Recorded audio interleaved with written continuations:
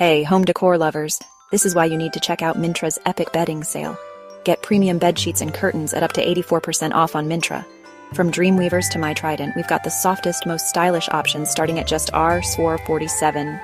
Transform your bedroom with unbeatable designs and quality. Limited time offer, folks. Don't miss out. Shop now. Like, comment, and share for more awesome home decor deals. ವ್ಯಾಸರು ವೇದಗಳನ್ನು 4 ಭಾಗಗಳಲ್ಲಿ ವಿಭಜಿಸಿ ಹಿಂದೂ ಸಂಪ್ರದಾಯದಲ್ಲಿ ಕೃಷ್ಣದ್ವೈಪಾಯನ ಎಂದು ಕರೆಯಲ್ಪಡುವವರು ವ್ಯಾಸರು.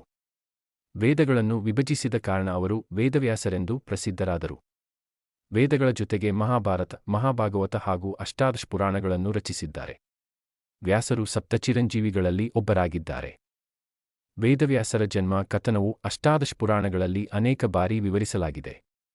ಕೆಳಗಿನ ಕಥನವು ಮಹಾಭಾರತದ ಆದಿ ಪರ್ವದ ತೃತೀಯ ಆಶ್ವಾಸದಲ್ಲಿ ಕಾಣಲಾಗಿದೆ. ಪೂರ್ವಕಾಲದಲ್ಲಿ ಚೆಡಿ ರಾಜ್ಯವನ್ನು ವಸು ಎಂಬ ಮಹಾರಾಜನು ಪಾಲಿಸುತ್ತಿದ್ದನು. ಒಂದು ದಿನ ಪಟಕೆಂದು ಕಾಡಿಗೆ ಹೋಗಿದಲ್ಲಿ ಆ ಕಾಡಿನಲ್ಲಿ ಮುನಿಗಳು ತಪಸ್ಸು ಮಾಡುತ್ತಿರುವುದನ್ನು ಕಂಡು ಅವರು ತಪಸ್ಸು ಮಾಡುವುದನ್ನು ಆರಂಭಿಸಿದನು.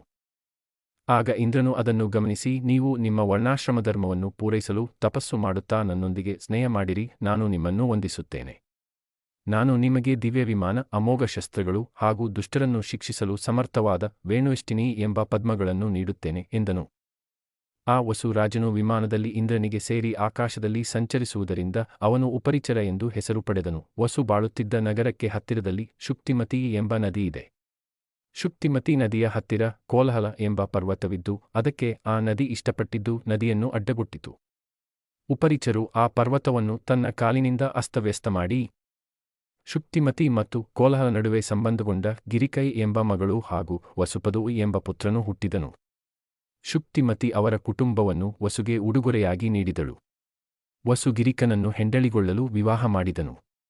ವಸು ವಸುಪದುನನ್ನು ಸೇನೆಯ ಅಧಿಕಾರಿಯಾಗಿಸಲು ನೇಮಿಸಿದನು. ಒಂದು ದಿನ ವಸು ಬೇಟೆಗೆ ಹೋದಾಗ ಅವನ ಪತ್ನಿ ಗಿರಿಕನ ನೆನಪು ತೀವ್ರವಾಗಿ ಬಂದಿತು.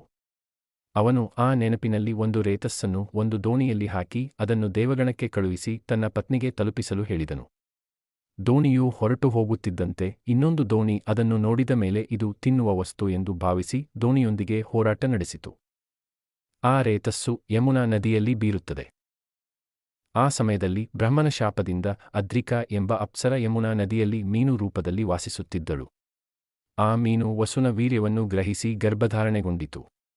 10 ತಿಂಗಳ ನಂತರ ಆ ಮೀನನ್ನು ಮೀನುಗಾರರು ಹಿಡಿದು ಅದರ ಹೊಟ್ಟೆಯನ್ನು ಕತ್ತರಿಸಿದಾಗ ಅದರಲ್ಲಿ ಒಬ್ಬ ಮಗ ಮತ್ತು ಒಬ್ಬ ಮಗಳು ಜನಿಸಿದರು.